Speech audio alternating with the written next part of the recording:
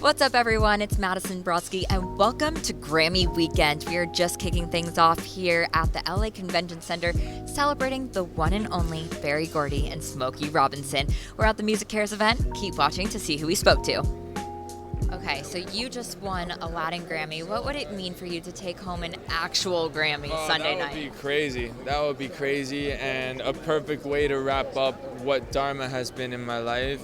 This album that I even got tattooed, and I'm not somebody with tattoos, so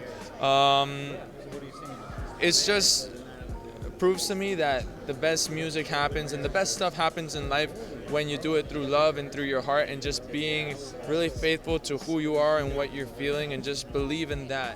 When you hear the names Barry and Smokey, what comes to mind? Well, it's very iconic.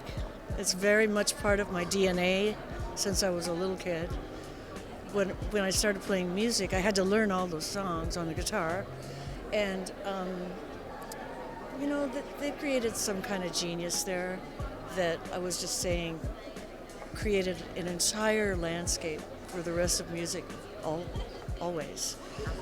So I'm just a little beginner when I was turned on to them. But you hear those two names and it's like the most iconic two names in music. So Absolutely. Happy to be here.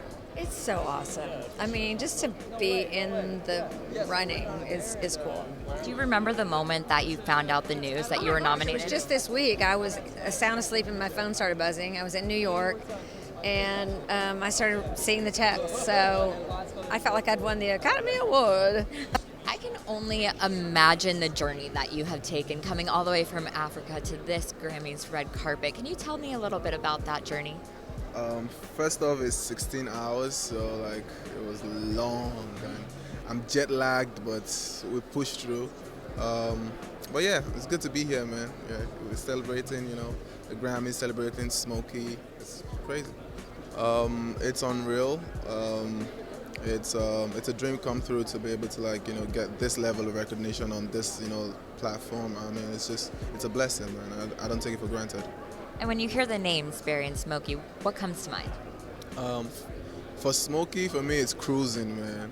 The song Cruising, that was my jam. And shout out to Motown, man, because a lot of the Motown record inspired us back home in Africa. So. Growing up with such an iconic father within the industry, do you feel like you're finally stepping into your own right? Because you, from my point of view, are pretty iconic on your own. Thank you. I hope so. I didn't really think about that coming up as a kid or as a musician. So almost 35 years in this business, I'm all right. I'm doing okay. Absolutely. But I imagine that you learned a lot of lessons by watching the things that were going on around you. What are some of those lessons? Get a good attorney. Get a lot of rest. Yes. Be honest in your art. Those are like the main three. I think that's really good advice, and we are honoring two people that I think really follow that advice as well. Barry and Smokey, what do those two names mean to you? I mean, they mean entrepreneurship. They mean architects. They are the architects of so much of the culture that is symbolic of the United States and the Black experience. So I'm honored to be here attributing them. As such young artists, what does it mean to you to be on a carpet like tonight honoring Barry and Smokey? It's insane. Yeah. I think we never thought in our life we would be doing this, So we try to not think about it. I'm trying to, in my head, tell myself it's a lie. It's not happening, Yeah, we just kind of ignore it. It's fine. Okay. Just chilling. This isn't your first rodeo around huge stars. I mean, you just got signed to one of the biggest artists out there. I mean, what was that moment like for you? Well, and Anderson to us is not like a big star. Yeah, of he's course kinda he like is, our mom. but he's our mom. It Yeah. feels like he gave birth to us.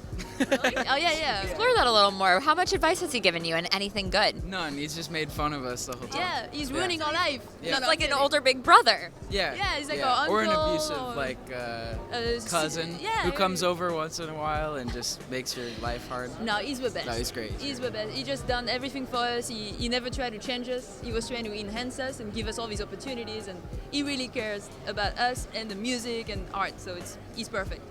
We are obviously honoring Barry and Smokey tonight. When you hear those two iconic names, what comes to mind? My childhood, first of all. There was a record, The Supremes sing Holland Dozier Holland, that album. And I remember looking at the cover of it, and I'd heard the songs on it, and then I remember asking my dad, what is Holland Dozier Holland? And he said, those are the songwriters. And I said, songwriters? Oh, interesting. And so that planted a seed, right? And then the first single that my mom bought me was a song called If You Can Want by Smokey Robinson and the Miracles. So, and of course I looked and saw in the little, when I looked in the little parentheses where it would say who the writer was, it's Smokey Robinson. I'm like, oh, Smokey Robinson. So he not only writes, but he sings. So that kind of set me on my path to want to be a songwriter and a producer in that, from looking at the little names, and Motown was such a huge part of that.